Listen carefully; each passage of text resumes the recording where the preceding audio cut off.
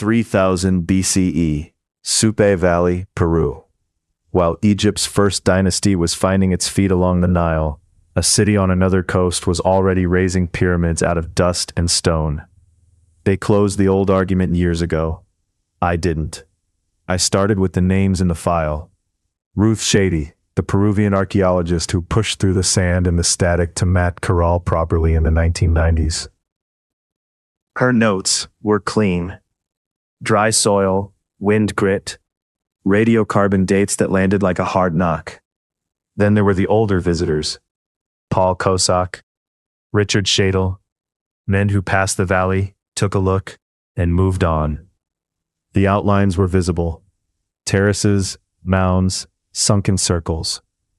The thing is, a site can sit in plain sight for decades if nobody asks the right year. The people who mattered most never signed the paper. They hauled stone, wove cotton, anchored reed nets for fishing communities down the coast, and climbed those platforms under a hard white sun. Gone.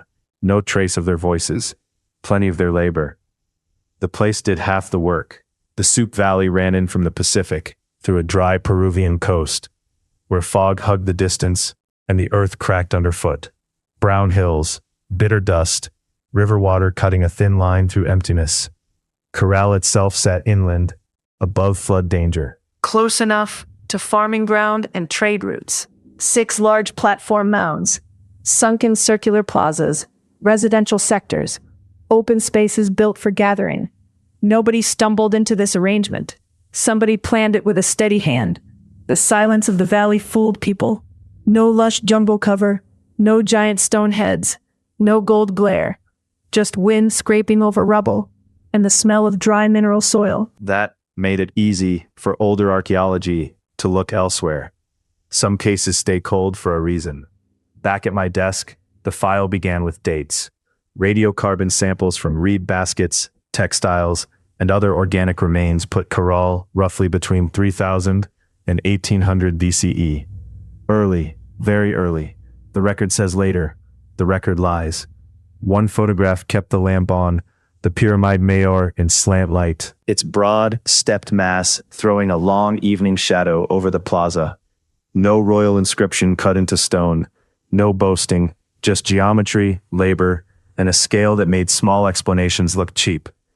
Another folder held the plans of the circular sunken plazas, formal spaces, processional feel, controlled access, acoustic pockets, where a voice, a chant, a flute might carry.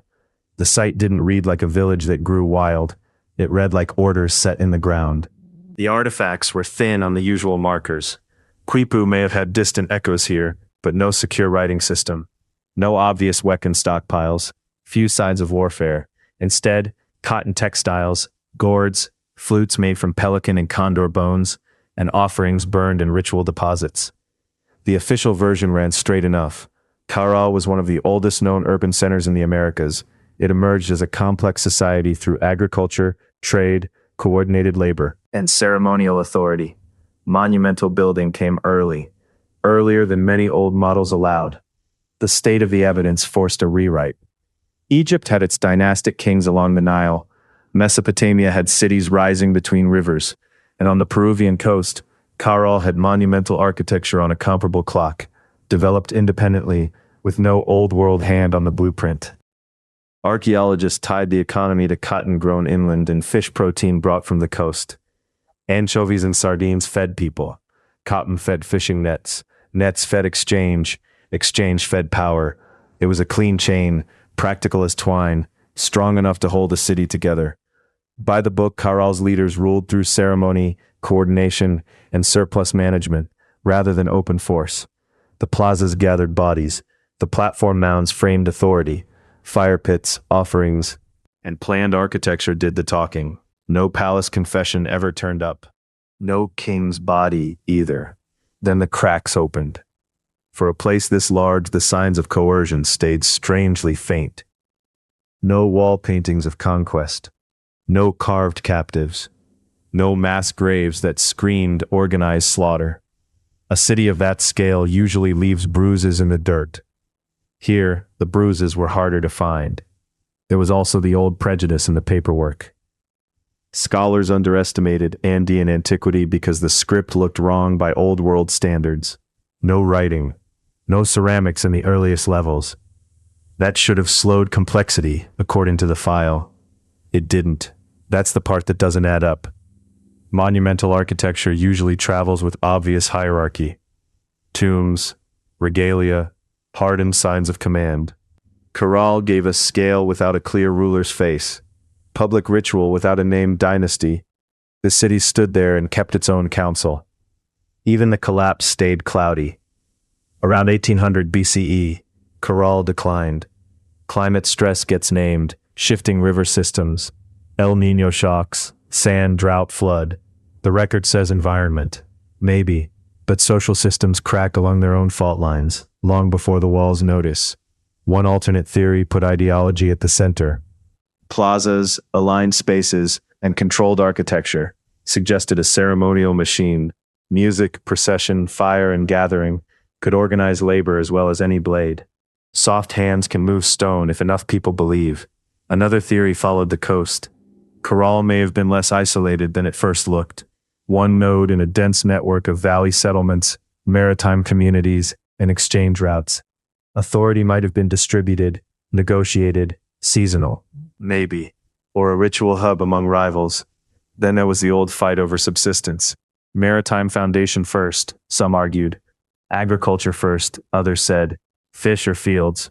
The answer in the dust looked messier. Cotton for nets, irrigated crops inland, protein from the sea. Cities rise on combinations, not slogans.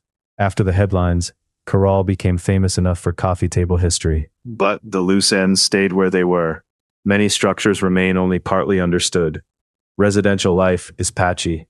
Power is still inferred from layout and offerings. The dead have not given full statements. The wider question kept breathing. How many early centers like Caral still sit misstated, under-excavated, or dismissed because they fail an old checklist borrowed from somewhere else? Every loose end is a story someone tried to bury. Sometimes the burial is just neglect. What 20 years on cold cases taught me was simple. Civilizations hide in plain sight when the wrong people write the first report. Caral didn't whisper. It stood in the open desert for millennia. The hard part was getting the file to admit what it was seeing. I never got a neat ending from this one.